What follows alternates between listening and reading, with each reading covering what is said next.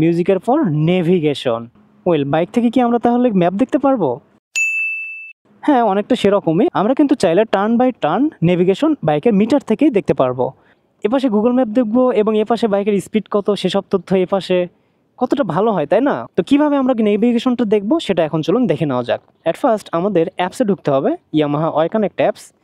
Y connect অ্যাপসে ঢুকে এই যেখানে ম্যাপ দেখতে পাচ্ছেন, এই ম্যাপে থেকে আপনি সিলেক্ট করবেন যে আপনি কোন জায়গায় যাবেন। জাস্ট সে আমি বগুড়া থেকে আমি যাব হচ্ছে এখন ঢাকায়।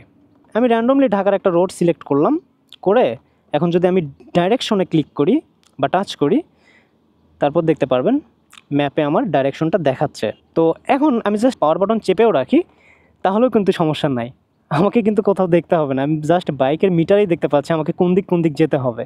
শুধু তাই না, আমাকে তীর চিহ্নর মাধ্যমে দেখায় দিচ্ছে যে আমাকে কোন দিকে গেলে আমি ঢাকা পৌঁছাবো। তো দেখতে পাচ্ছেন এখানে লেখাও আছে টুয়ার্ড N5, মানে N5 হয়ে সোজা যেতে হবে। এরপর 40 মাইল পর আমাকে একটা টার্ন নিতে হবে, সেটাও দেখাচ্ছে। অ্যান্ড শুধু তাই না, আমার টোটাল কত কিলোমিটার রাইড করতে হবে এই যাত্রায়, যদি ঢাকায় যেতে চাই বগুড়া থেকে, সেটাও এখানে শো করতেছে। অ্যান্ড কত টাইম লাগবে সেটাও এখানে শো করতেছে। তো এরকমই টার্ন বাই টার্ন নেভিগেশন আমরা কিন্তু বাইকের মিটার থেকে জানতে পারতেছি। তো যদিও এখানে যে নেভিগেশনটা দেখায় এটা আমার কাছে অতটা ইউজফুল মনে হয় না, তারপরেও যে দেখা যায় এটা একটা গুড থিং।